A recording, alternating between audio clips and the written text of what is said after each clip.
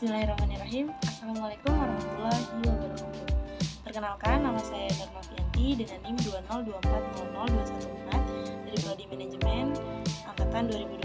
Di sini saya akan menjelaskan mengenai apa sih vertical integrasi atau integrasi vertikal.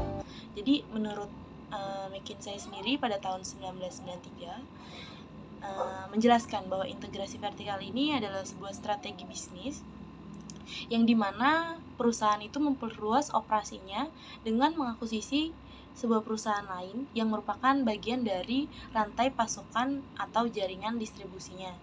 Jadi menurut McKinsey ini, integrasi vertikal itu merupakan sebuah sarana untuk mengkoordinasikan berbagai tahapan rantai industri ketika perdagangan bilateral tidak menguntungkan.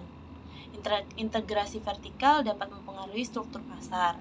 Hal ini menyebabkan harga pasar yang menjadi tidak adil atau tidak merata. Jadi harga di pasaran tuh tidak rata harganya. Ada yang tinggi atau bahkan ada yang rendah. Jadi integrasi vertikal ini juga memiliki efek yang kompetitif ketika perusahaan menggunakan kekuatan pasar hingga tingkat tinggi dan bersaing dalam jumlah yang sedikit atau yang rendah.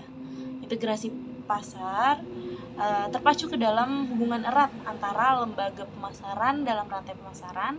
Ini salah satu contohnya di sebuah rantai pemasaran. Jadi tingkat integrasi pasar secara vertikal dapat dilihat dari sejauh mana sih sebuah lembaga berinteraksi antara lembaga satu dengan lembaga lainnya. Adapun faktor-faktor yang mempengaruhi dari integrasi vertikal ini, salah satunya yaitu penyebaran informasi, di mana informasi harga dalam penyebarannya itu tidak merata ke seluruh lembaga, mulai dari produsen, grosir, retail, hingga konsumen.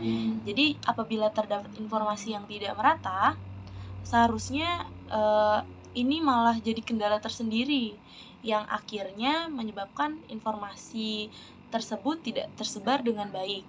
Maka dari itu, harga yang dibentuk di pasar tidak akan mencerminkan bahwa adanya integrasi pasar secara vertikal, menurut Asma Rentaka pada tahun 2019 dan Aryani 2012. Oke, adapun tujuan dari integrasi vertikal ini sendiri apabila terjadi penyitaan pasar atau harga yang tidak merata atau tidak adil, yang merupakan gejala dari VMF dalam struktural pasar.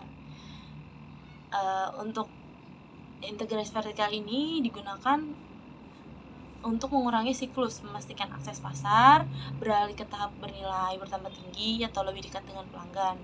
Banyak keuntungan dan manfaat yang dihasilkan dalam integrasi vertikal ini, misalnya penghematan biaya, peningkatan efisien, dan kontrol rantai pasokan yang lebih besar.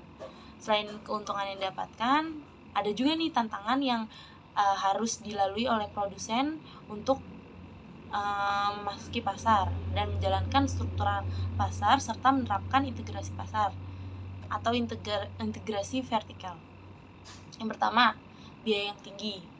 Karena integrasi vertikal ini tergolong tinggi, terutama jika perusahaan memutuskan membangun bisnis dari baru atau dari awal atau mengakuisisi bisnis yang sudah ada, ini juga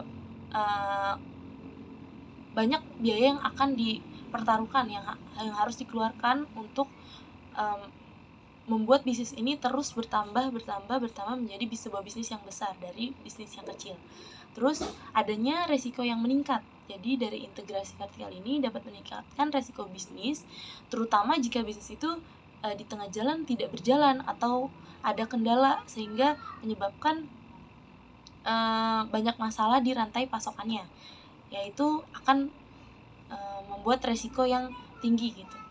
Terus yang selanjutnya ada fleksibilitas terbatas. Dari integrasi vertikal ini dapat membatasi fleksibilitas perusahaan karena komitmen untuk memproduksi atau mencari produk secara internal yang mungkin bukan pilihan yang paling efisien atau hemat biaya. Terus masalah selanjutnya itu masalah peraturan. Dari integrasi vertikal dapat meningkatkan kekhawatiran anti-monopoli yang jika perusahaan mendapatkan terlalu banyak kendali atas pasar atau membatasi persaingan, maka ini akan menjadi permasalahan perusahaan tersebut. Terus yang terakhir tuh adanya perbedaan budaya. Jadi integrasi vertikal ini dapat menciptakan perbedaan budaya antara bisnis yang sudah ada dengan bisnis baru, sehingga menimbulkan konflik dan pengaruh proses integrasi. Jadi adanya integrasi vertikal ini kita tuh harus menyesuaikan budaya. Kalau tidak, ya bisnis kita kemungkinan akan memunculkan masalah atau resiko. Jadi lebih baik jika berbisnis itu kita harus menyamakan budaya setempat gitu. Setidaknya walaupun kita juga punya budaya dari bisnis kita sendiri, tapi gimana sih kalau misalnya kita harus mengait customer atau konsumen, kita juga harus melihat apa sih tujuan konsumen kita gitu. Integrasi vertikal sendiri di Indonesia diatur pada UU nomor 5 tahun 1999 pada pasal 14. Isinya itu pelaku usaha dilarang membuat perjanjian dengan pelaku usaha lainnya dengan tujuan untuk mengurangi produksi sejumlah produk termasuk dalam merangkai produksi barang atau jasa tertentu yang mana dari setiap rangkaian produk merupakan hasil pengolahan atau proses lanjutan, baik dalam satu rangkaian langsung maupun tidak langsung, dan mengakibatkan terjadinya persaingan usaha tidak sehat atau merugikan masyarakat. Jadi kesimpulannya, integrasi vertikal ini merupakan sebuah strategi bisnis ya, di mana perusahaan memperluas operasi bisnisnya dengan mengakuisisi perusahaan yang merupakan bagian dari rantai pasokan atau jaringan distribusi. Hal ini dapat dilakukan melalui integrasi belakang atau masuk pasar hulu atau integrasi ke depan masuk ke pasar hilir.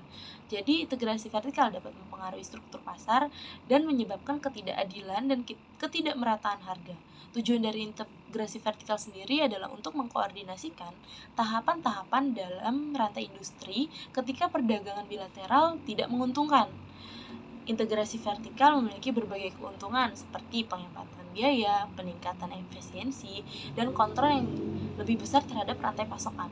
Namun juga ada tantangan nih yang harus dihadapi, termasuk biaya yang tinggi, resiko yang meningkat, keterbatasan fleksibilitas, masalah peraturan dan perbedaan budaya setempat di antara bisnis yang sudah ada dan bisnis baru yang diakuisisi. Tadi juga integrasi vertikal juga diatur dalam Undang-Undang Nomor 5 Tahun 1999 yang melarang perjanjian antara pelaku usaha dengan tujuan menguasai produksi sejumlah produk yang dapat merugikan persaingan usaha atau masyarakat secara umum. Jadi integrasi vertikal ini sebenarnya merupakan strategi yang layak bagi perusahaan yang ingin meningkatkan kekuatan pasarnya untuk mengurangi biaya transaksi atau mencapai tujuan strategis lainnya. Namun penting untuk mempertimbangkan resiko yang terkait dengan hati-hati dan memanfaatkan potensi serta resiko yang terkait dengan pendekatan ini serta dampaknya terhadap struktur dan persaingan pasar. Oke, itu saja penjelasan dari saya. Kurang lebihnya saya mohon maaf. Wassalamualaikum warahmatullahi wabarakatuh.